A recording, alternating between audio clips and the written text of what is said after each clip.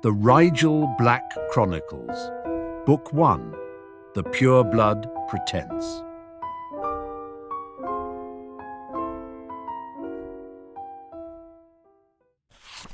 Chapter 15. It was a good thing she'd brought her marks up in October, because after Halloween, her free time went the way of the exploded jack-o'-lanterns. The other first years escorted her to meals and between classes, and older students were recruited when she went to see Percy in Gryffindor Tower. She found herself seeking the older boys' help more and more, as she couldn't exactly go to the library with everyone in tow. It would be difficult to explain her use of disguises, not to mention her choice of reading. Whether he felt it his duty as a prefect or he genuinely enjoyed helping others, she didn't know. But Percy never turned her away. Her practical work remained hit and miss, and Rigel came to prefer the misses. She was less likely to get points off for failing to do a spell than for accidentally liquefying Quirrell's turban and revealing his unfortunate comb-over to the whole class. Rigel could sort of understand why he didn't believe it was an accident. Certainly she had been glaring right at it, and naturally she had been offended by the rather rude remarks regarding werewolves Quirrell had made in the moments preceding the regrettable incident. But what did that prove? Even if she had wanted it to happen, possibly even secretly wished it would happen, she didn't actually will it to happen, so she denied culpability on the grounds that without intentionality there could be no crime. The bright side of the steadily escalating prank war was no one noticed a paltry loss of points for turban liquefaction. A military historian might one day draw a convincing correlation between the frequency and ferocity of pranks pulled at Hogwarts and proximity to pending Quidditch matches. But such statistics meant little to those in the thick of the fight. Hufflepuff lost to Ravenclaw, but turned around and beat Gryffindor when Alicia Spinnet was hit with a boneless hex the morning of the match. At that point, half the school was a suspect, and the only winner was chaos. By late November, theirs was a battle-hardened class. Students on both sides of the war learned paranoia through practice, particularly during mealtimes. They all knew to scan their seats for spilled potions, check the underside of the table before sticking their legs in, and only drink and eat from platters and pitchers with undisturbed elf seals. And that was just breakfast. "I'm not sure I can take much more of this," Pansy admitted as she straightened from inspecting her seat. She flagged one of the patrolling prefects and pointed to a seam on the underside. Someone sawed halfway through the bench again. The prefect repaired the fissure and they all sat. "It is becoming rather tedious," Draco said. "What's the point of a prank that isn't a surprise? It's siege warfare now."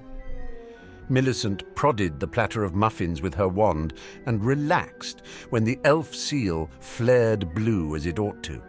"They're trying to wear us down." "I don't think anyone knows what the goal is anymore," Theo grumbled. He reached for a sausage but paused as the elf seal around that platter flared a warning orange. And now they've gotten to the sausages. What godless world have we fallen into? Rigel fished a dormouse from her empty teacup. "Third one this week," she commented. "Rather uncreative lot, aren't we?" Draco made a face. "Don't let the Weasley twins hear you say that. They'll take it as a challenge." Pansy glanced over her shoulder at the Gryffindor table, where a group of fourth years were struggling to subdue their fire-breathing fruit. "I honestly expected more out of those two, considering their reputation." Theo spoke low from Draco's other side. "The Weasley twins stopped participating." "What?" Draco raised an eyebrow. "When did that change?" "After Halloween," Theo said, shooting a knowing look at Rigel. Pansy made an approving noise. Crosshouse loyalty is rare in a friendship. Rigel said nothing. She didn't know what to think about the Weasley twins. Since Halloween, they'd been suspiciously inconspicuous, not showing their faces when she studied with Percy and not meeting her eye at meals. Once she could have sworn she saw them change direction down a corridor when they saw her coming, dragging Lee Jordan between them with all the subtlety of a banner. They needn't bother making it so clear they didn't want to associate with her. It wasn't as though they owed her anything. They could cavort with their other friends and pay her no further mind if it suited them. A warning screech had them automatically clearing a space on the table. Nobody waited to see whether they had post, better safe than splashed with porridge, but the space still wasn't big enough for the two owls that tried to land there simultaneously. After a brief, tetchy exchange, Draco's owl, Archimedes, won the spot, and the second owl dropped its letter sullenly in Rigel's lap without landing. It was Archie's handwriting, so she pocketed it for later. Draco glanced up from his letter to say smugly, "Mother sends her regards." "Be so kind as to return them," Rigel murmured. "You must meet my parents next," Pansy insisted. There was an envious list to her tone. "It's too bad our families can't socialize outside of school. I could try to convince them to come to a Quidditch match, but it's not really my father's scene." "We could arrange something at King's Cross," Draco suggested. "The station must surely be considered neutral grounds. What do you think, Rigel? Would your father go for it?" Rigel's brain stalled painfully. "Well..." She cast around for something other than the truth, which was that by the time Sirius saw her, she could not in any way look like the person her friends would recognize as Rigel Black. "I would like to meet your parents, Pansy, but perhaps I should meet them first on my own terms, without my dad." "Ah!"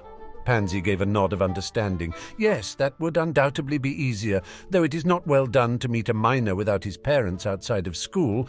We'll just be barely out of school, I suppose. You can meet my parents before your father gets to the station. Just tell him to meet you half an hour later than the train arrives."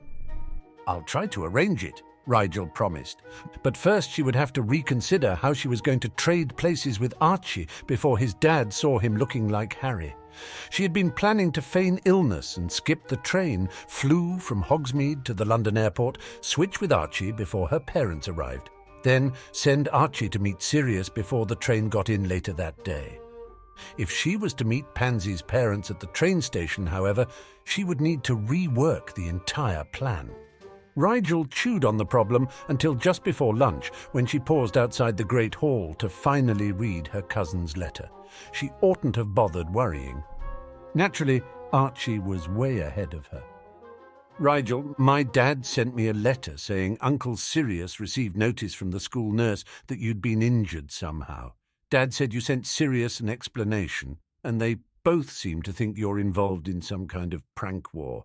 Well, I'm glad it was not serious enough to require Sirius to come to Hogwarts. You haven't fooled me. You'd never condone a prank that hurt someone, so what happened? Are you okay?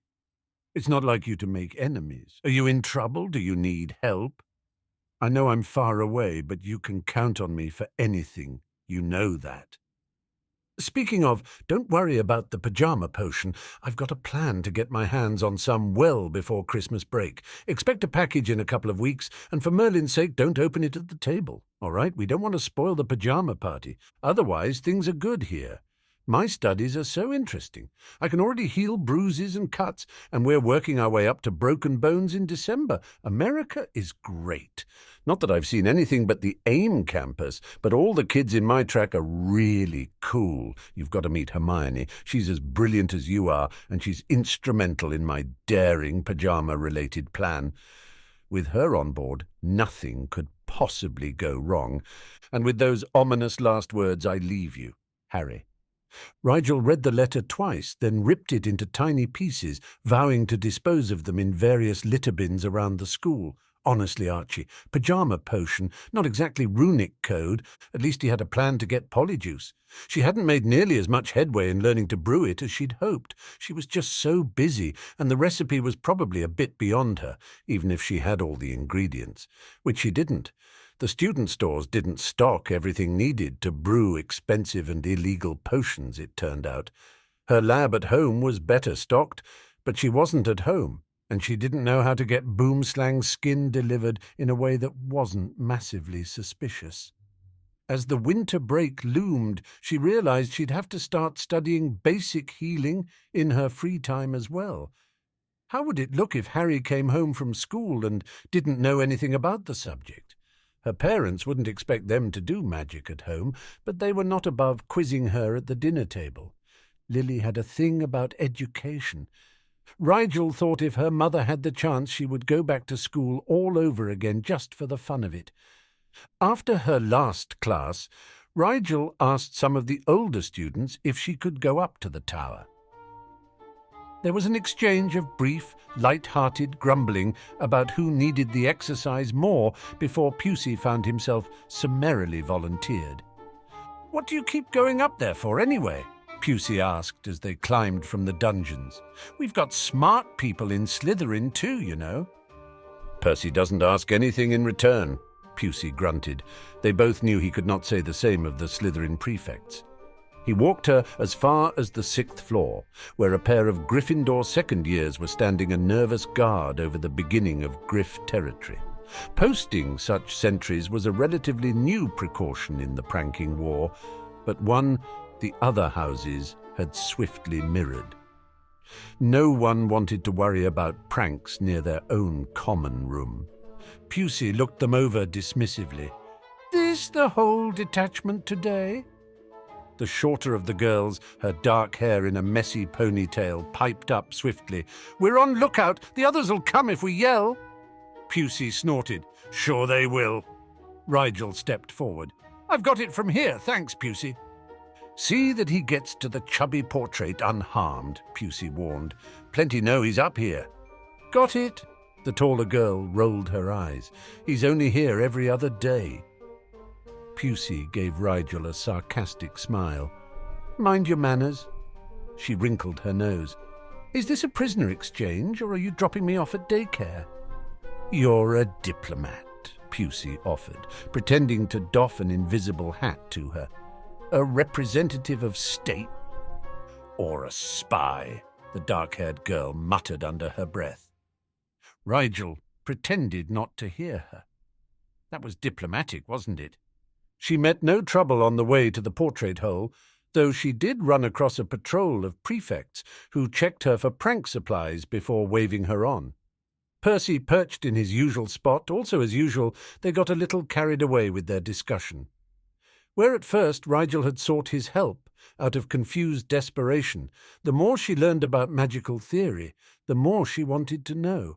Sometimes she forgot what the assignment's original question even was, lost in the foothills of knowledge that Percy so confidently navigated.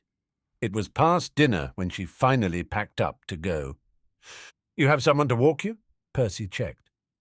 "Someone usually meets me at the checkpoint," she assured him.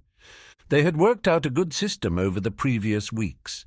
She would go to the edge of Gryffindor territory, where a few students were always on lookout, and they would send someone to collect an escort from the Slytherins, who kept an eye out where the dungeons began. It was a lot of climbing up and down stairs for everyone, but no one had yet begrudged her. Something about getting splashed with acid earned you a little forbearance, she supposed. The Gryffindors were playing gobstones when she approached. "Turn's almost over," an older blonde boy promised, eyes on the board. "No rush." Rigel set her bag down and settled in to wait, but not a minute later the Weasley twins came barreling around the corner. They pulled up like rearing horses when they spotted her leaning on the wall. "Rigel!" "Just who we were running to find." "And what are you running from?" Rigel looked down the empty corridor behind them. "Filch!" "No one." The twins exchanged a quick, indecipherable look. Fred shook his head. "Doesn't matter. We need to talk to you." Rigel glanced back at the other Gryffindors, but they were engrossed in the game. "I haven't seen you all month. Now you need to talk to me." "We're sorry about that," George said earnestly. "We have been avoiding you, but it was necessary. We needed proof." "Proof of what?" "On Halloween—" Fred lowered his voice and drew her away from the other Gryffindors. "Those fireworks were ours." Rigel stared. Thee was the last thing she expected him to say. "We recognized them immediately," George agreed. "Some of them we'd stashed a while back. They'd be hard to get hold of these days." "When you came running out of the hall on Halloween—" Fred's face darkened. We were going to check. Our stash had been cleaned out and it wasn't exactly laying out in the open. Know what we mean? Had to have been a Gryffindor, George said sadly, and we had a good idea who... And it might even have been partly our fault. But we had no proof. George ran a hand through his hair. So we stayed on him all month, waiting for him to slip up or confess. But it isn't working. George put his hands on Rigel's shoulders. We have no choice but to warn you, because we think... Meow! George froze, and Fred shuddered. Mrs. Norris, they hissed in union. The caretaker's cat stood like a serial killer, shadow flickering in the torchlight, lamp-like eyes unblinking and fixed on... We have to run! Fred groped for George's hand, and George produced a smoke bomb from thin air. It isn't curfew yet, Rigel said, completely confused. We're supposed to be in detention with Filch. George looked concerned, but not contrite. It was the only time we could think to talk to you without him being suspicious of where we... Fred released the smoke bomb with a loud pop, and the other Gryffindors sent up cries of outrage as their gobstones were swallowed in smog. Time to go. One of the twins, she couldn't see who, grabbed Rigel's arm and hauled her through the smoke and down a side corridor. She lost track of the turns as George hurled smoke bombs in every direction. It was like dashing through a dream, the corridors seeming to appear and disappear as they raced through the dense magical fog. She felt the whap of fabric against her head and assumed they had ducked through a passageway until an arm pressed her back into unyielding stone. It was a dead end. The three of them froze. Someone's hand found Rigel's mouth as the sound of angry meowing came ever closer, and she tried to control her breathing. She's going to find us, Fred hissed. Only if you keep talking, George shot back. Rigel peeled the clammy hand from her face and whispered, Go, I'll distract her. There was a long silence as they considered it. It's not me that'll get in trouble, she reminded them. George let out a sigh that was too close to her ear. All right, on the count of 3. 1, be careful. 3. They burst from the tapestried alcove. The twins scarpered one way while Rigel jumped in the path of Mrs. Norris. The cat yowled in affronted rage as Rigel blocked her from following the twins. Good kitty. Rigel was not quite thick enough to offer the minor deity of student suffering her hand. She ran at the spitting cat, hoping to scare it into a nearby classroom, but Mrs. Norris kept trying to get around her, raising pointed claws in the direction of her prey. Rigel feigned aggression, hoping she wouldn't have to resort to physically impeding the animal. Mrs. Norris seemed especially wary of her feet, and she wondered if the old cat had known the kick of a disgruntled student or two in her life. Feeling like the worst sort of bully, she herded the cat backwards down a side corridor, then down a flight of stairs. Only when she was certain the twins had time to get away did Rigel let the feline dart past her. As she looked around, Rigel realized she had no idea where she was. She didn't have the map. After the first time a patrol of prefects searched her, she made sure not to leave anything sensitive or incriminating in her bag when she went to see Percy, just in case.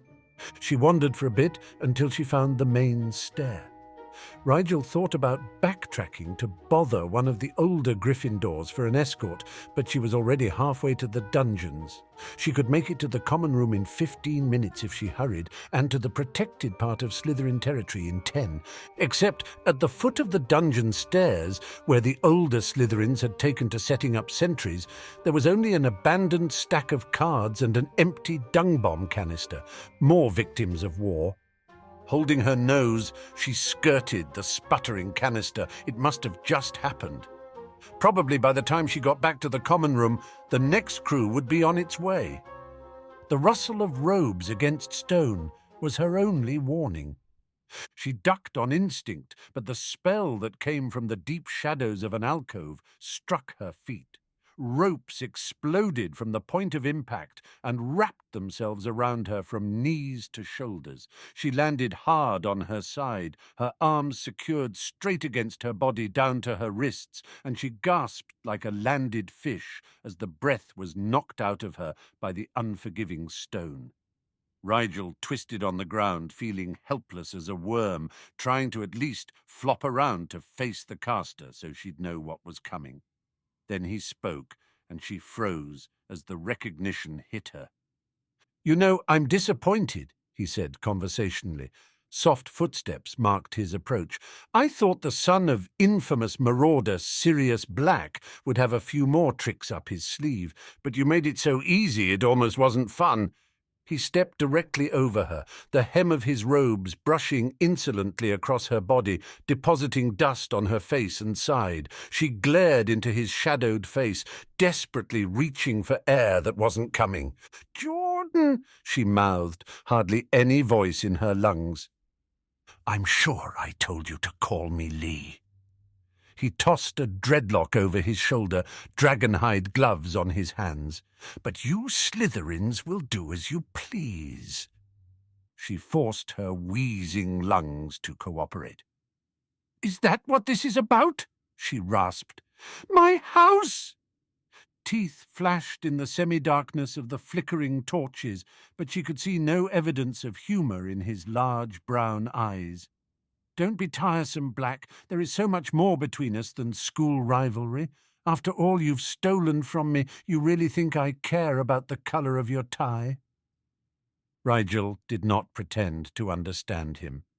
"What have I stolen from you? The twins' attention?"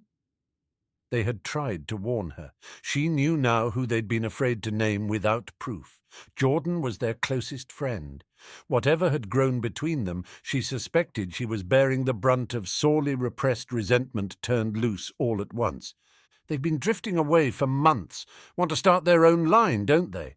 Jordan paced the corridor, seeming to forget Rigel for the moment. "They think I'm going to steal their ideas just because I passed that one recipe to my father." He kicked the forgotten dung bomb with all his might, and the empty canister rang loudly as it bounced off the corridor wall. "Please let someone hear that," Rigel begged the universe. Jordan squatted down to peer into her face, his expression pinched in anger.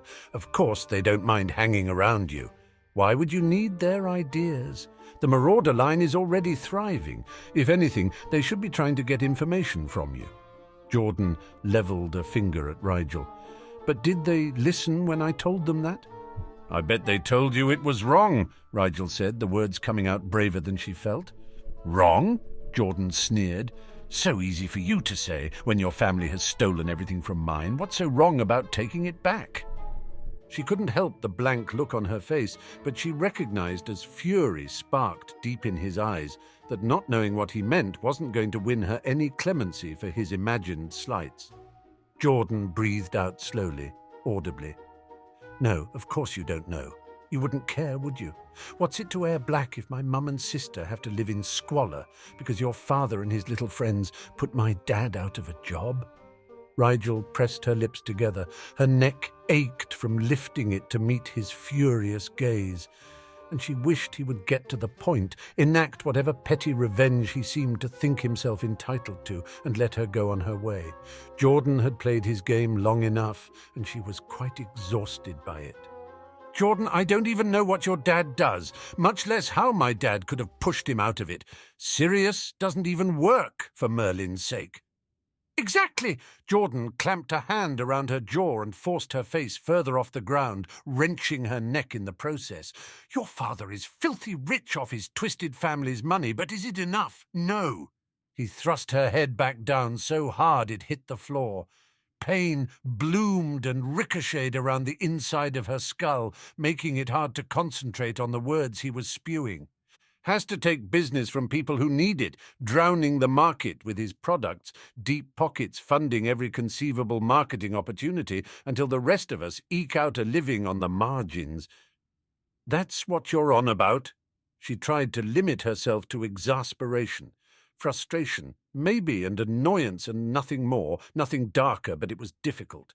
He'd done all of it, pushing her downstairs, cursing her from behind, acid in her drink, for a joke line at Zonko's. She wanted to scream. Instead, she clenched her teeth and said, "Look, I'm sorry if your family's business was hurt by the Marauder line, but I have nothing to do with that stuff. I don't really even enjoy pranks." "Right." Jordan stood from his crouch and sneered down at her. "Little baby Black, gushing with Percy in the corner over potions. Everyone knows how obsessed you are, taking extra work from Snape and lecturing even fifth years on advanced theory. You may have the other competitors fooled, but I know how many prank products are potion-based. You'll be invaluable to the next generation of Marauder products, but I'm going to be the next greatest joke inventor. Not you, and not even the twins. I'm going to salvage my family's fortune and my father's reputation, and I don't need Marauder spawn getting in my way." "But I won't be," Rigel insisted. How could she possibly prove that she wasn't going to compete with him to form a pranking dynasty? It was mad, the worst sort of joke, only Jordan didn't look like he was joking. "If I promise not to get into prank development, will you let me go? We'll pretend this whole thing never happened." "Maybe you're telling the truth," Jordan said. His face had gone dead, as though he'd smothered any lingering emotion under a pillow in the dark. The calm stare scared her more than his ranting. "But the only way to know you won't be in my way is to ensure you can't be." Jordan reached slowly into his robes. At first she thought he was drawing out the moment, savouring his triumph like a storybook villain, but he wasn't reaching for his wand. As he withdrew a dragonhide pouch that squirmed violently in his grasp, she realized his slowness was a precaution for handling something very dangerous.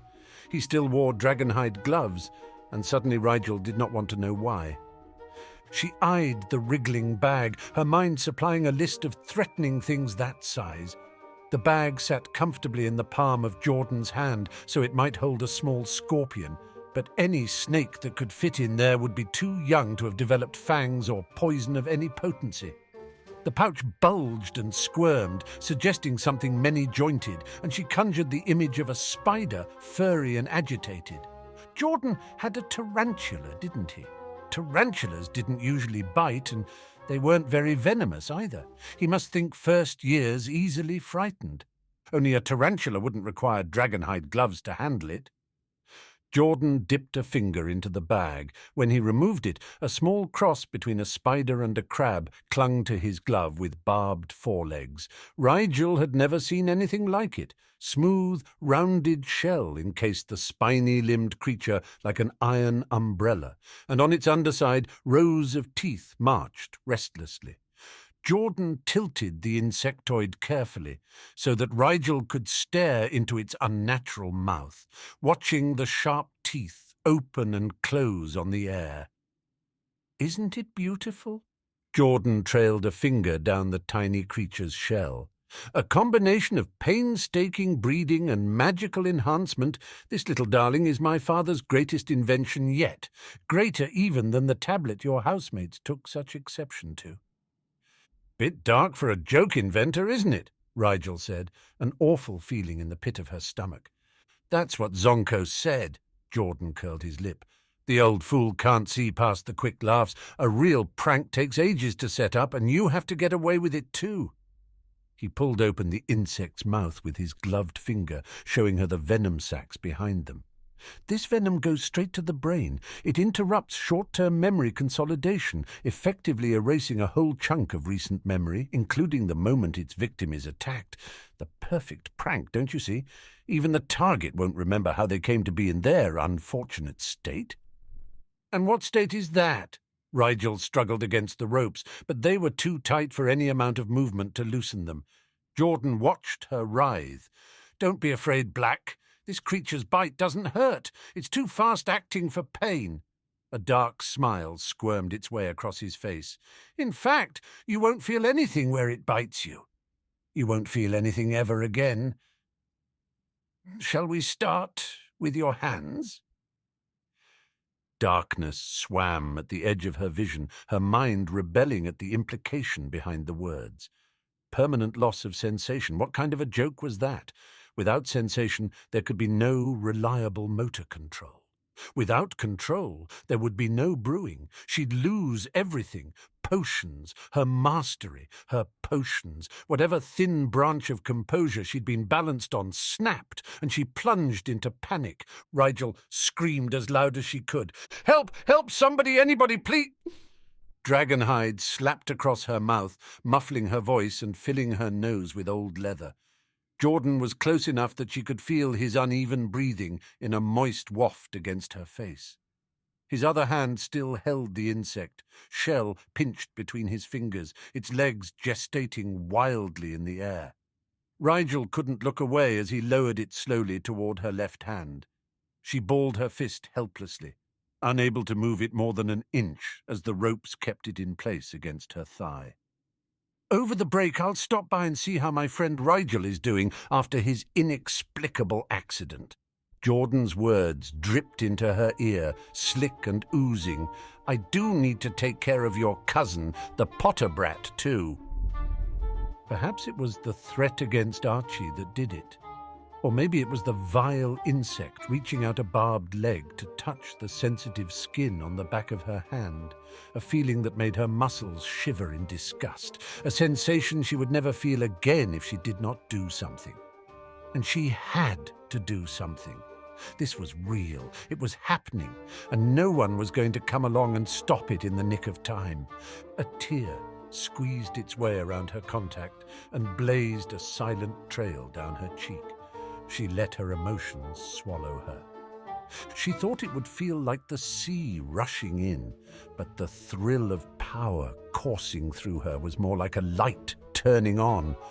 All the ugly, shameful things hiding in her soul like cockroaches scurried out of sight. Only burning remained. Thick, oily energy boiled through her veins, the first blast of it like a stagnant slime that had sat too long in one place. It was liquid and heat all at once, and something felt disturbingly right about its sudden exodus, a pond realizing it used to be a river before the dam was built. Magic, hot and violent, exploded out of her. The revolting creature poised a breath above her hand, combusted into harmless ash, and Jordan was thrown bodily across the corridor. He smacked into the stone wall with an all-too-satisfying crunch. Rigel gulped down the air her lungs had been screaming for around Jordan's dragonhide glove, and a searing pain along her hip disoriented her until she realized the phoenix wand in her pocket felt as though it was burning a hole through the fabric. Rigel hadn't touched it, couldn't with the incarcerus still ensnaring her, but as magic poured from every part of her at once, it did not seem to matter. The feeling of her magic, raw and raging, running through her, was intoxicating, like the high of a steep dive on a broom, combined with the lethargy of sleeping late on a Saturday morning. She could only breathe in the wake of it as her magic stretched and coiled, part of her but separate, inside her and in the world all at once. It was a kind of possession and a kind of absolution. With detached tranquility, she watched Jordan struggle to his feet. He had not taken more than a single step toward her when her magic swept forward and sent him careening into the wall on the other side of the corridor.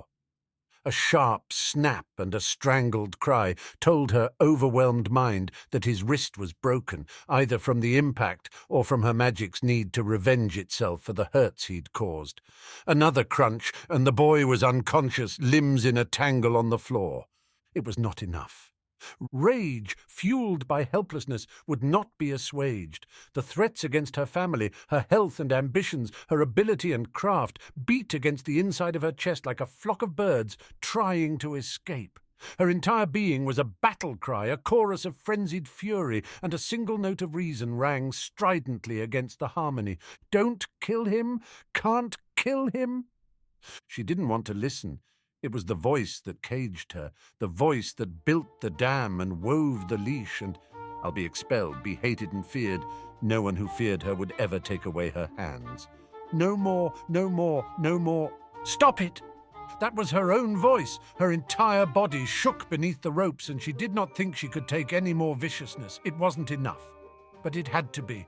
Her magic roared, looking for something to destroy. and all she knew was that it couldn't be Jordan, because there was no coming back from that, ever. The magic was loose, and it was too late to put back, but she could direct it. Rigel just needed something to hurl it at. The ropes. She scarcely imagined them severed before they'd been ripped in 100 places. The restraints fell away, and Rigel collapsed spread-eagle on the ground, sucking in deep, shuddering breaths. Still the magic circled. With a heave of willpower, Rigel set it to unravelling the hewn ropes, strand by strand. She hoped to spend the energy into exhaustion, just as emotional exhaustion was settling over her like a clammy blanket. It was over. It was...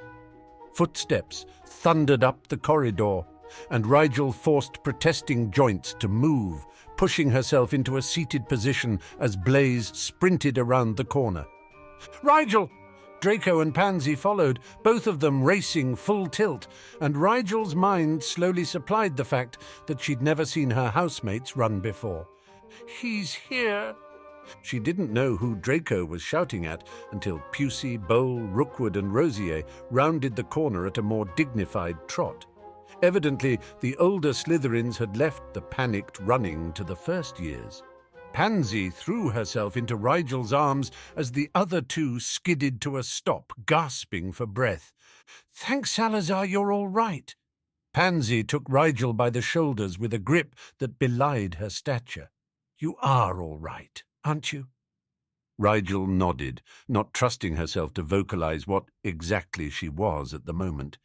Pansy buried her face in Rigel's shoulder, and a damp spot grew there as she failed to stem a stream of hot tears. Rigel patted the blonde girl gingerly on the back.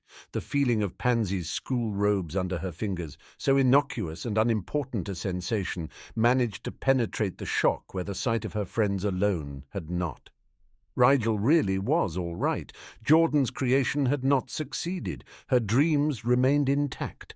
Draco did not dissolve into tears. He drew himself to his full height and turned his attention to the crumpled form of Lee Jordan, channeling his concern into a disgusted glare at the unmoving boy. "What did he do to you?" His certainty that Rigel wasn't the aggressor healed a crack that had only just fractured inside her, and she was doubly glad she had not let the magic break Jordan into 1,000 pieces. "He tied me up. I got away."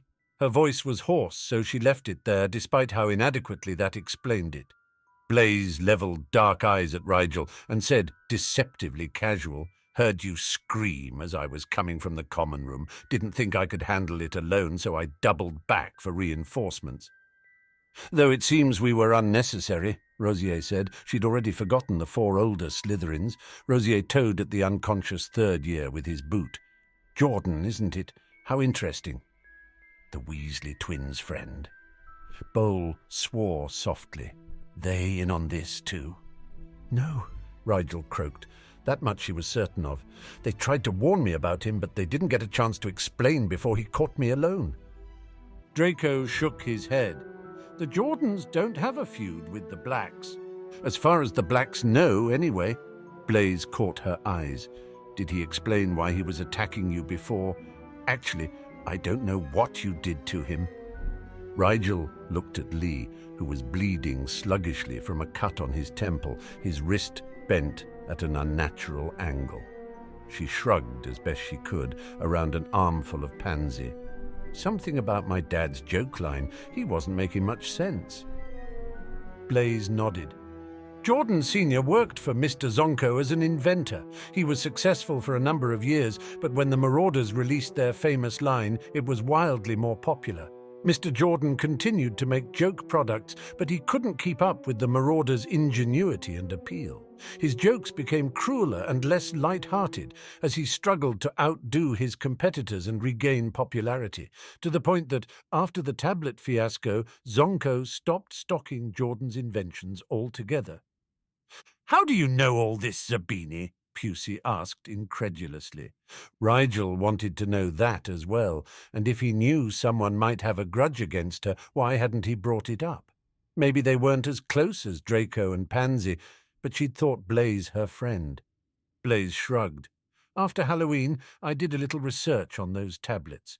Millicent pointed me in the right direction. Millicent knew as well?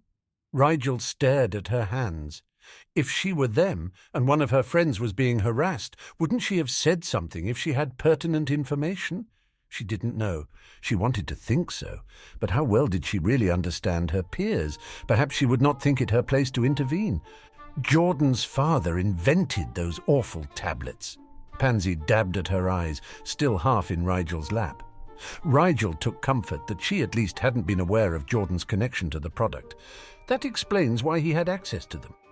But why would he attack Rigel? Draco looked like he wanted to hit something. It's not his fault Jordan's father can't sell his stupid jokes. He thought I was going to take after my dad, Rigel supplied. The words sounded as ridiculous aloud as they did in her head. If only there had been a way to convince Jordan that she wanted nothing to do with the future of Marauders, Inc. She had her own mark to make in the world. She could understand his anger and even his hatred if he thought the Marauders, especially Sirius and James, who came from wealth, had swallowed a large share of the market and pushed people who needed the work out of business. What she could have told him, though, was that the money made from the Marauders line didn't go to the Black and Potter family vaults. A large portion of it went to Remus, who couldn't hold a paying job due to his condition, and the rest of it had been donated to various causes over the years. Still, no matter how her family's side business had changed things for Jordan, it wasn't her fault his dad thought modifying someone's memory to be a good joke. It was impossible to feel sympathy for the boy who had anonymously tormented her for the last few months. Pity, perhaps, but not compassion. Not after he'd tried to destroy the hands she needed to make her livelihood. Whatever his reasons, it's done now, Pusey said. He'll be out of the castle for what happened on Halloween. You didn't kill him, did you? Rosier made a show of looking up and down the corridor, entirely too at ease in the situation.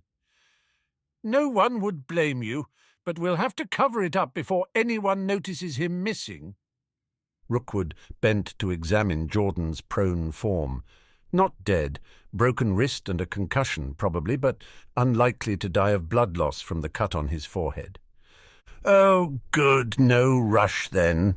Hosier smiled, and Rigel recognized the ripple of satisfaction in his golden eyes as he gazed at Jordan's splayed limbs. She had felt it in her own heart, not minutes before. Actually, we should get Professor Snape as soon as we can, Pusey said. If anyone else finds us first. The older students exchanged a look, and Bole nodded. I'll alert Salazar's portrait if someone else hasn't done it already.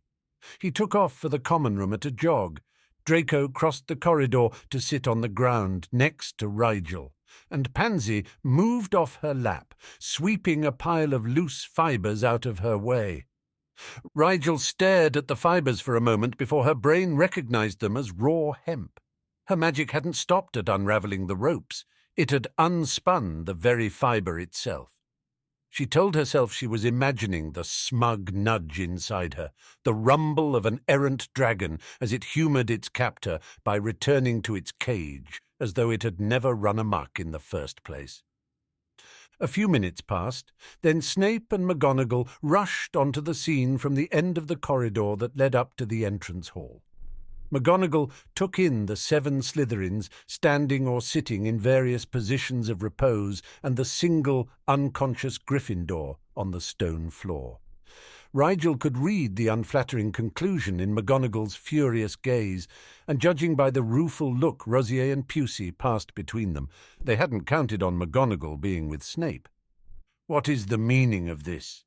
McGonagall had the affronted tone and posture of a cat with its back up. We received a message that Mr. Black had been attacked, but all I see is...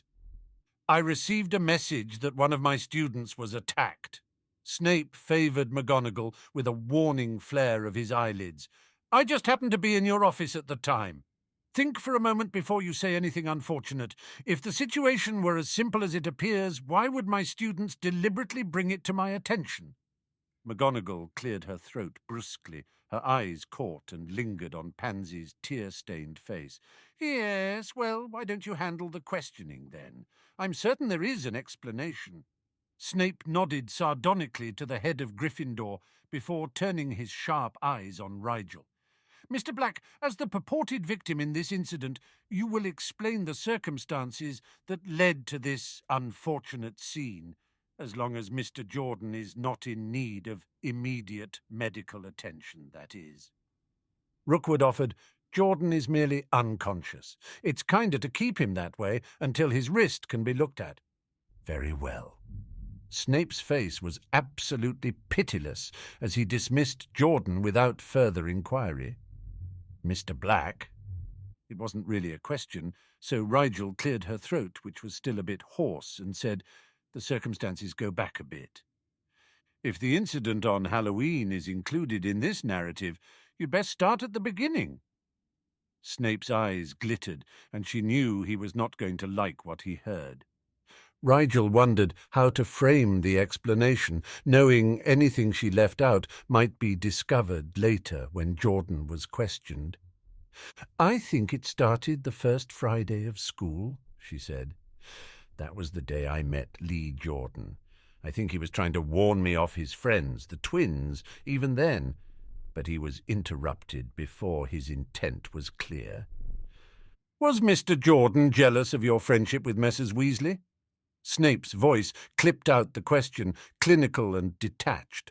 Rigel tried to emulate his tone as she admitted, "I'm not sure. Looking back, I think he saw Fred and George's interest in me as a sign that I was like my father, who he already hated." She very determinedly did not look at Snape as she finished that particular observation. "I didn't speak with Jordan again until much later, but the attacks started the very next day." "Attacks?" Draco whipped his head around, staring at Rigel in dawning disbelief. "How long was this going on before anyone noticed?" Rigel opened her mouth to explain, but Snape cut across her. "Questions can wait until the chain of events is recounted." She did not mistake the interlude for reprieve. The anger simmering in Snape's cold expression promised a thorough interrogation forthcoming. Draco's face mirrored his godfather's, but it was overlaid with wounded feelings, so she had a harder time meeting his gaze. Pansy squeezed her hand in silent solidarity, and Rigel's next words were directed at her. "I was hit with a trip jinx on one of the upper stairwells. I fell, my wrist got tangled in my bag and snapped. I passed out from the pain, and by the time I woke up, whoever tripped me was gone." "That's how you injured your wrist."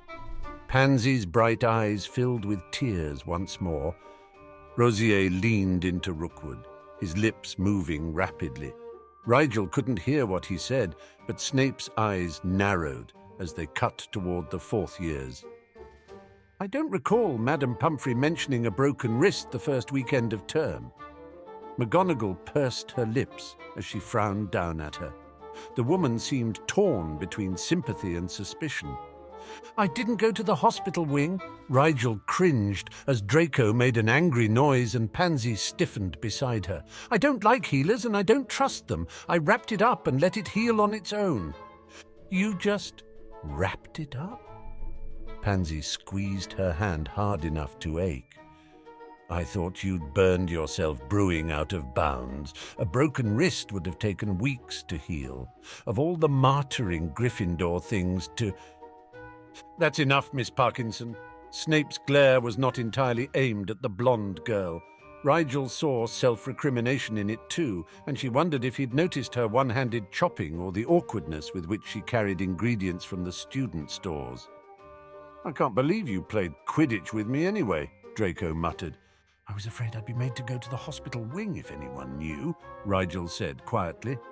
"You would have been!" Snape snapped. Rigel ducked her head but couldn't help but think she had made the right decision then. "What was the next incident?" "The stinging hex," Pusey guessed. Snape's glare turned on the older boy, and Pusey gulped. Evidently, the other snakes had opted not to involve their head of house on that occasion. "A dung bomb," Rigel offered, recapturing Snape's attention. I got caught in a trick step on a different staircase later that weekend, and I think Jordan threw a dung bomb at my head. You said Peeves threw that at you? Pansy's lips pursed in a good imitation of McGonagall. It could have been Peeves, for all I knew at the time, Rigel said defensively. I had no idea who was doing this stuff. It was my first week, and my dad told me plenty of stories about scrapes he got into at school. I thought, I don't know. I guess I knew it wasn't normal, but I didn't understand someone was targeting me yet. Pansy let out a long breath, but she didn't say anything more. Nothing else happened until the next Friday, after I got out of detention with Professor McGonagall. Rigel nodded to the older witch, whose eyes widened as Rigel continued. I was approached from behind and fired on from around a corner. They got me with a stinging hex on my back, but I lost them in the dungeons. Pretty sure that was Jordan, too. That we can verify, Pusey said. When Black came into the common room that night, it was immediately evident he'd been attacked. And no one thought to inform me. Snape's voice softened to dangerous levels. We assumed it was an isolated incident. Rosier's perpetual air of amusement was absent, but the bottomless curiosity remained as he stared at Rigel. The house felt it was random anti-Slytherin sentiment, rearing its prejudiced head as usual and treated it as such. McGonagall had the look of someone who dearly wanted to speak, but she held her tongue. Snape, too, curbed his opinion for the time being. Continue, Mr. Black. She cast her mind back, trying to put everything in chronological order. The next thing, I guess, was that Saturday. I was in the Gryffindor common room doing homework with Percy Weasley when I met Jordan again. Snape and McGonagall exchanged a frown at that, and Rigel supposed that while her forays to Gryffindor Tower were common knowledge among the students, the staff had little awareness of such things. That day, Jordan warned me pretty explicitly away from the Weasley twins, but I didn't think much of it.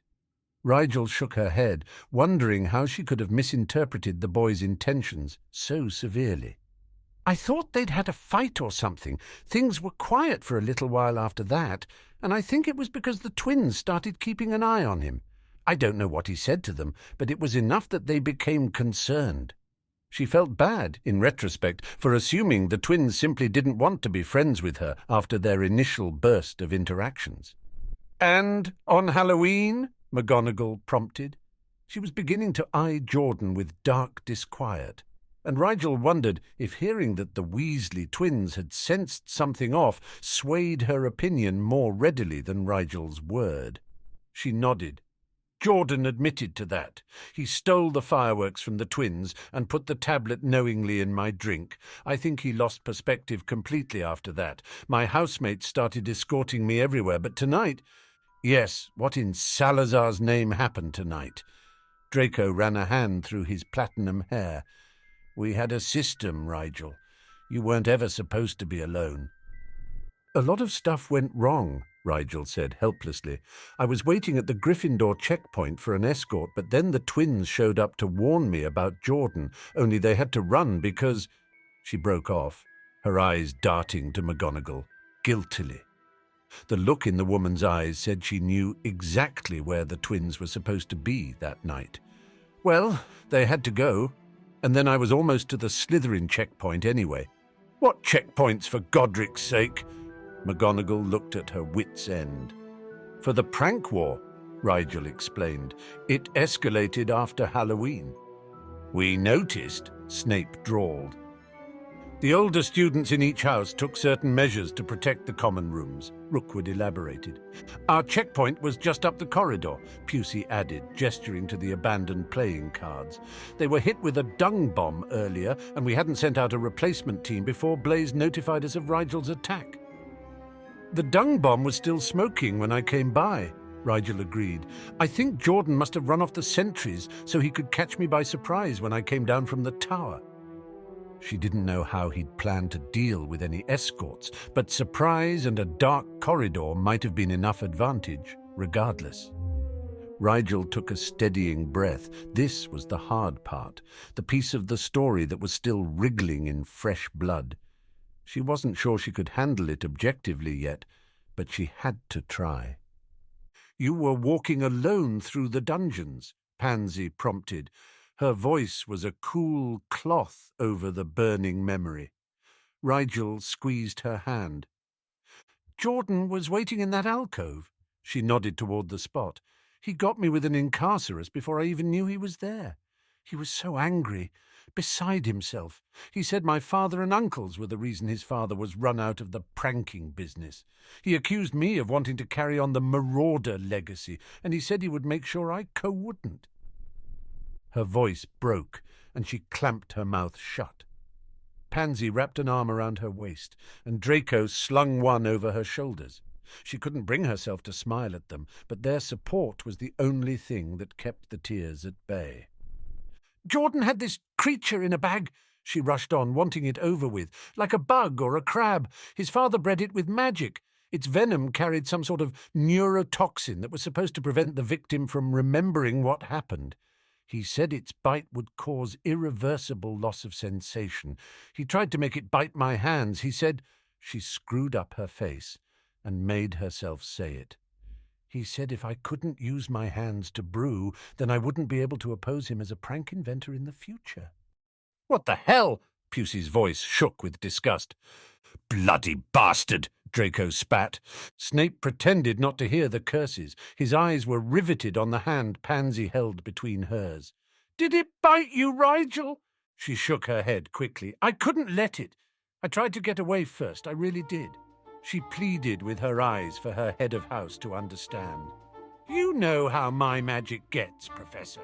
There was no one around, even though I yelled for help, and I just—" "You defended yourself." There was an ocean of understanding distilled in those 3 words. "I hurt him." "He was trying to take your hands, Rigel," Draco snapped. "I hope you did more than hurt him." "Mr. Malfoy!" McGonagall tried for outrage, but her voice shook. Draco glared back at her, unrepentant. "I think he'll be okay," Rigel said quietly. "I tried to redirect the magic when I realized how upset it was. It sort of vaporized the bug thing and threw Jordan into the wall. But then I set it to work on the ropes." She gestured to the pile of hemp next to Pansy's skirt. The adults and older students stared at the unspun fibers with varying levels of confusion. Then my housemates came. Blaise took up the explanation from there, how he heard the screaming but fetched help before investigating their arrival on the scene and their decision to contact Professor Snape through the portrait system. McGonagall conjured a stretcher and lifted Jordan onto it carefully.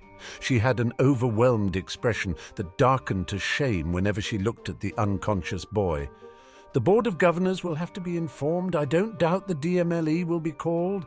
Severus, can you—" She trailed off, looking to Rigel with a fierce sadness in her eyes. "This should never have happened, Mr. Black. I apologize on behalf of my house and for the school. Please understand that we draw a sharp line between pranks and persecution at Hogwarts. No student should face this kind of harassment. I hope you will come to a professor before it escalates in the future." Rigel didn't know what to say. Even having experienced it herself, would she be able to point to such a line if it happened again?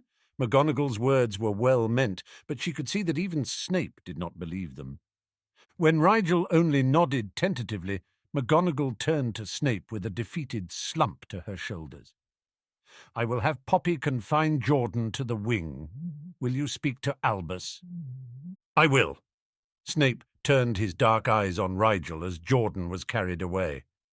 10 points from Slytherin for suffering needlessly," he hissed. As Rigel flinched, Snape added sharply, "Do not ever conceal something like this from me again, any of you." His gaze caught the older students with equal fervor. "I cannot act effectively on your behalf if I do not know what is happening in my own house." To a one, the Slytherins bowed their heads in acknowledgement. Rigel felt terrible. She had never intended things to escalate. Of course she hadn't. If anything, she'd been trying for the opposite. If she let it dissipate, she hoped it might go away. How could any of them know it would come to this? Snape swept them with an assessing gaze. Then he softened, almost imperceptivity. 5 points to each of the rest of you for assisting a housemate in need. Lucian was here, sir, Pusey put in immediately. He alerted Salazar's portrait. Then 5 points for Mr. Bowl as well, Snape allowed. Escort Mr. Black to the common room and see that he makes it there in one piece this time. Professor, Rigel spoke up as he made to leave. Will my father be notified? Undoubtedly. Can you tell him I'm fine, and I don't need him to come to school? Snape stared at her. Rigel grimaced. Or have Professor McGonagall tell him he likes her. I will see the message passed. Thank you, she murmured. It is my duty as your head of house to handle such matters. One day perhaps you will believe that. The potions master stalked back toward the entrance hall, and Rigel climbed to her feet. Her bones ached and small tremors ran like electric currents through her muscles. But Draco let her lean on him as they made for the common room. She would spend the rest of the evening facing question after subtly phrased question from her housemates, but in that moment Rigel was a blank page. Or maybe she was a page someone had scribbled full of ink. She felt empty and defiled at the same time. She had nothing more to say and even less to feel. All she wanted to do was sleep and forget any of it had ever happened. When he recovered, Lee Jordan was formally withdrawn from Hogwarts, facing charges of assault and attempted maiming. Rumours circulated that he'd been possessed by a poltergeist, that he'd been bitten by a werewolf, but everyone agreed the cheerful third year must have been pushed to his breaking point to try and poison a first year on Halloween. Already the facts twisted and blurred. Had it really been acid, or just a smoking prank? What had happened that night in the dungeons that led to 7 Slytherins getting points from Snape while Jordan was sent to the hospital wing, unconscious? Rigel did not know what made her climb the stairs to the clock tower on the day the auras came, but she was not alone. The twins leaned against the iron clock hands, watching them escort Jordan across the lawn. Fred turned as Rigel's footsteps echoed, but he resettled when he saw her. George put a hand on his brother's shoulder and sighed. We should have known. You couldn't have, Rigel said, coming up behind them. Fred made a face. We suspected something wasn't right. We just didn't imagine how deep it went. It's over now. She took in Jordan's bowed head and hunched shoulders and tried to summon something comforting to say. I hope he gets the help he needs to move past it. George caught her eyes. You don't have to wish him well. Not after what he did. Rigel clenched and unclenched her hands, a tic she was trying not to let stick. Sometimes she just needed to remind herself she could still feel them. I don't know what I would do if my family was suffering and I felt there was someone in the way of alleviating it. I think his motives got twisted along the way. But it doesn't mean I can't understand how the seed was planted. I can't forgive him, Fred said staunchly. It's one thing to plant a seed, another to water it continuously. He nursed the grudge until it consumed him, George agreed. I don't know if he can come back from it. Rigel rested her hand on the clock face. Time will tell. Fred's lips hitched against his will. Dash it, Rigel. Can't you see we're having a serious moment? The time for serious moments is past. George shook his head slowly. That's terrible. 3 time words in one sentence. Despite his words, Rigel could see the sorrow receding from his eyes, letting the life back in. She took one last look at Jordan, then turned away. I expect you'll come up with something to take everyone's mind off this, she said idly. The twins exchanged a look. Not sure another prank would be appropriate, Fred said. What else would be? Rigel raised her eyebrows. Don't tell me you're going to let the biggest pranking war in Hogwarts history end on a dud. George put a hand to his chin. Well, when you put it like that. Rigel plugged her ears as she left the clock tower. "Don't tell me. I'd rather be surprised." She did not want to flinch every time a firecracker or a dung bomb went off around her. The winter break meant returning to a family who'd had only one another to torment all term. There were bound to be jokes played and pranks pulled before the holiday was over, but more than that, she didn't want to be afraid anymore. Wasn't there a saying about getting back on the broom quickly after a bad fall? It came the very next morning. As Draco reached for the strawberry jam, an elf seal flared orange, then green. Draco froze with his hand over the jar. What is that supposed to mean?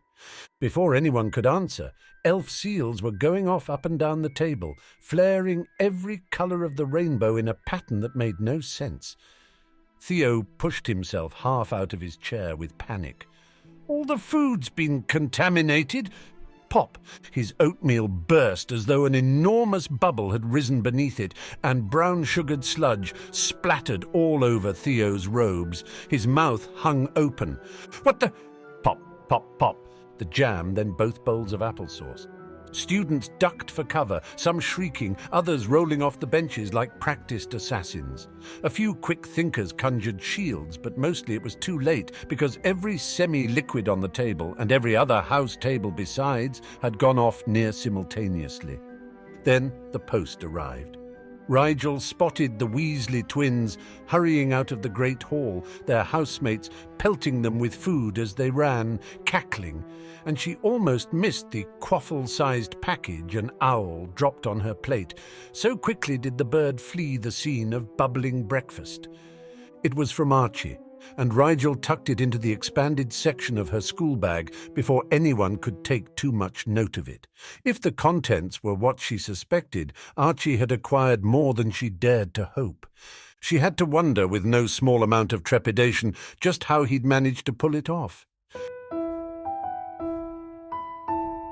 We hope you enjoyed this chapter. Please consider supporting our project by joining our Patreon linked in the description, or become a member here on YouTube, where you will get access to several additional chapters weeks before they release on YouTube.